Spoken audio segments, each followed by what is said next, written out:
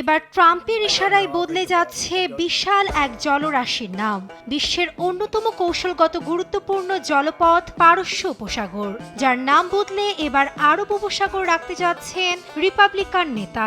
আগামী সপ্তাহে ট্রাম্পের মধ্যপ্রাচ্য সফর থেকে নতুন নামের ঘোষণা আসতে পারে বলে জানিয়েছেন দুই মার্কিন কর্মকর্তা। দক্ষিণ পশ্চিম এশিয়ায় অবস্থিত পারস্য উপসাগর ওমান উপসাগরের একটি বর্ধিত অংশ।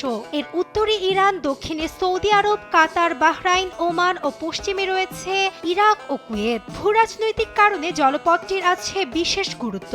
এ কারণে নাম নিয়েও দীর্ঘদিনের বিবাদে ইরান ও আরব দেশগুলো।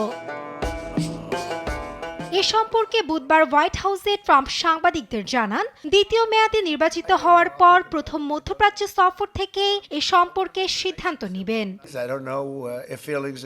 মধ্যপ্রাচ্য সফরে আমাকে একটি সিদ্ধান্ত নিতে হতে পারে। আমি কারো অনুভূতিতে আঘাত করতে চাই না। আমি জানি না কারো অনুভূতিতে আঘাত লাগবে কিনা। আমাকে এ বিষয়ে ব্রিফিং দেওয়া হবে এবং সেই অনুযায়ী আমি সিদ্ধান্ত নেব। এ নিয়ে এরই মধ্যে তীব্র প্রতিক্রিয়া দেখিয়েছে তেহরান। বৃহস্পতিবার সামাজিক মাধ্যম এক্স পোস্টে প্রতিপক্ষের উপর ক্ষোভ জানান ইরানের পররাষ্ট্রমন্ত্রী সাইদ আব্বাস আরাঘচি। বলেন, ঐতিহাসিকভাবে পারস্য উপসাগরের নাম প্রতিষ্ঠিত, কিন্তু উদ্দেশ্য প্রণোদিত পরিবর্তনের চেষ্টা